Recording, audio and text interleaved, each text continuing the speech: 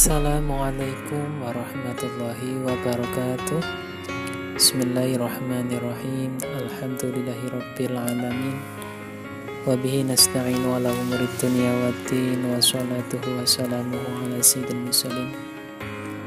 Yang terhormat kepada wali siswa kelas 6 dan yang saya banggakan siswa-siswi kelas 6 SD.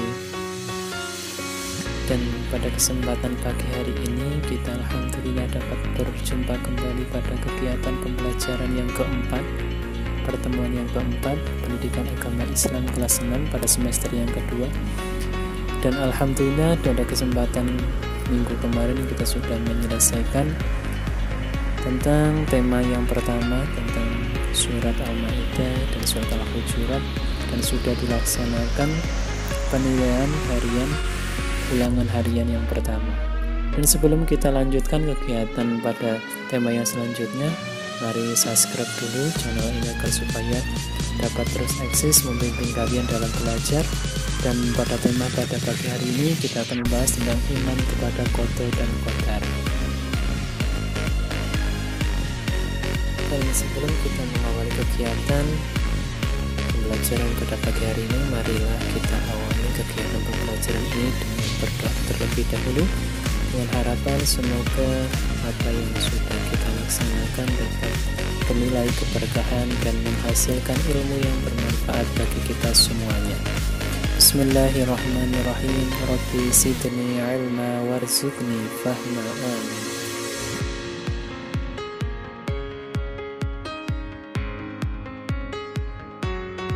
Pada pertemuan kali ini nanti kita akan bahas tentang qada dan qadar. Akan tetapi untuk fokus pada pertemuan ini kita akan membahas tentang qada. Jadi setiap makhluk yang hidup memiliki ketentuan yang sudah ditetapkan oleh Allah Subhanahu wa taala. Sebelum mereka lahir, makhluk sudah dibekali dengan ketetapan yang ditakdirkan oleh Allah Subhanahu wa taala dari mulai sejak zaman azal. Dan setiap orang Islam wajib hukumnya meyakini hal tersebut. Maka tidak sah iman seseorang ketika tidak meyakini seseorang tentang qada dan qadar. Sebelum tadi kita jelaskan tentang bekal manusia pada sejak zaman azali.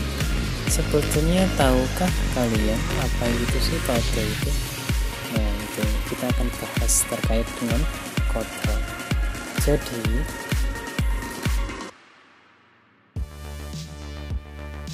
qada artinya ini adalah menurut bahasa ya.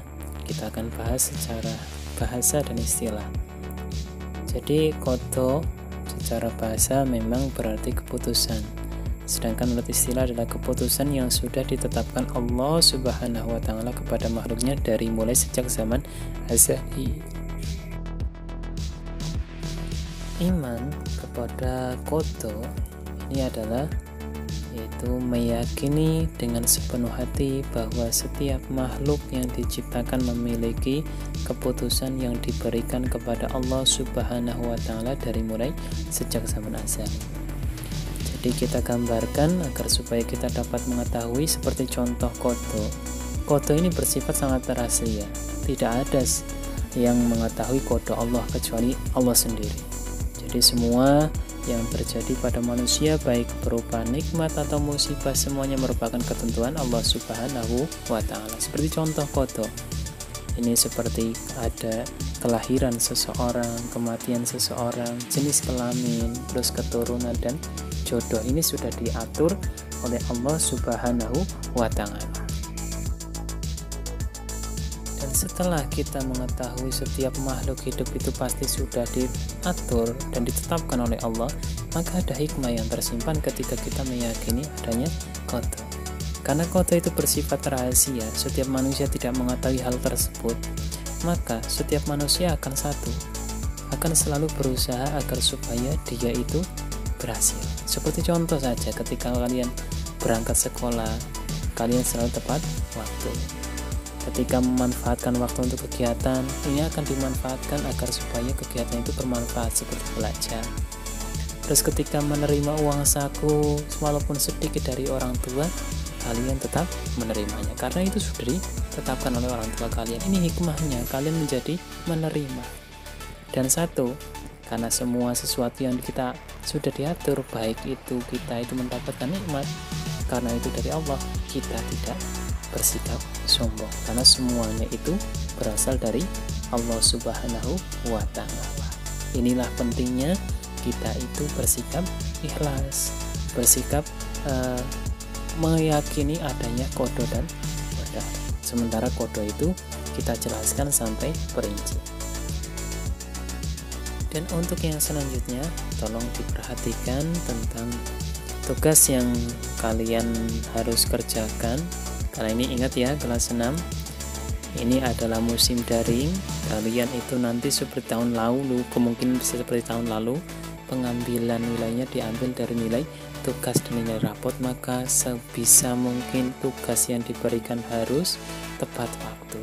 Ingat, orang yang tepat waktu dengan disiplin ini merupakan pengamalan hikmah di dalam meyakini adanya sikap qada. Dan ini makanya nilai di dalam ketepatan waktu pasti berpengaruh. Dan tugas yang perlu kalian kerjakan, nanti kerjakan tugas di setiap video yang sudah kalian pelajari. Bagi yang belum, tolong dikumpulkan. Nah, terus kemudian untuk bahan pertimbangan kalian, video-video yang sudah Pak Guru upload, silakan kalian tonton, pelajari ulang agar supaya kalian terus ingat dan ingat. Dan jangan lupa absen nama kalian pada kolom komentar di bawah. Dan kemudian yang terpenting untuk tugas minggu ini, jawablah 5 soal pada slide setelah ini ya. Jadi nanti Pak Guru siapkan 5 soal. Nah, ini tugas soal, kerjakan sesuai dengan video ini. Karena ini adalah video sudah saya rangkum. Jadi silakan perhatikan soalnya dan tulis soalnya pada buku tugas kalian dan dikumpulkan nanti sesuai instruksi pada guru kalian.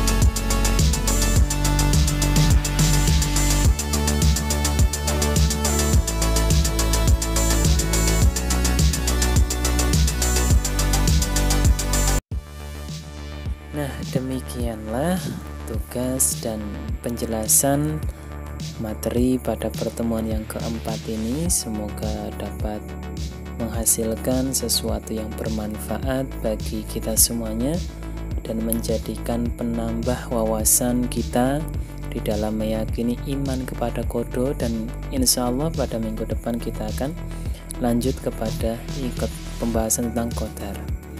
Dan akhirnya dari awal sampai akhir banyak kesalahan, Pak Guru minta maaf. Mari kita tutup kegiatan pembelajaran pada pagi hari ini dengan bacaan hamdalah alhamdulillahirabbil alamin. Semoga sesuatu yang kita kerjakan dapat bermanfaat di dunia maupun di akhirat. Atas perhatian Pak Guru ucapkan terima kasih. Wassalamualaikum warahmatullahi wabarakatuh.